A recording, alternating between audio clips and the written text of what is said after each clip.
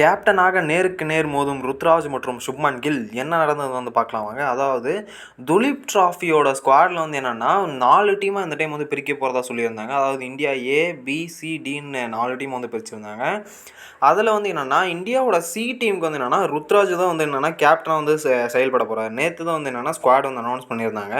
சுப்மன் கில் என்னென்னா ஒரு டீமுக்கு கேப்டனாக இருக்கார். இன்னொரு டீமுக்கு என்னென்னா ஸ்ரேயஸ் ஐயர் மற்றும் அபிமன்யு ஈஸ்வர் இவங்க எல்லாமே 4 பேர் 4 டீம் கேப்டனாக இருக்காங்க. இந்தியாவோட ஏ டீமுக்கு சுப்மன் கில் கேப்டனாக இருக்கார். இந்தியாவோட சி டீமுக்கு ருத்ராஜ் கேப்டனாக இருக்கார். ருத்ராஜோட கான்ட்ரவர்சி பற்றி உங்களுக்கு தெரிஞ்சிருக்கும்னு நினைக்கிறேன். ஏன்னா என்னென்னா ஒரு கொஞ்ச நாளைக்கு முன்னாடி இந்தியா டீம் ஓடிஐ டீமில் செலக்ட் ஆகல, T20 டீம் செலக்ட் ஆகலன்னு அப்படின்னு நிறைய சர்ச்சைகள் போயிட்டு இருந்துச்சு. இப்போ என்னென்னா அதே இந்தியா டீமுக்கு துலீப் ட்ராஃபியில் ஸ்குவாடில் என்னென்னா கேப்டனாக செயல்பட போகிறாரு. நிறைய சீனியர் பிளேயர்ஸ் என்னென்னா லீட் பண்ண போகிறாருன்னே சொல்லலாம். மேட்ச் ரொம்பவும் இன்ட்ரெஸ்ட்டாக இருக்கும். இந்த மேட்ச் என்னென்னா யூடியூப்பில் லைவ் போகிறதுக்கான சான்ஸ் இருக்குது. மறக்காம பாருங்கள்.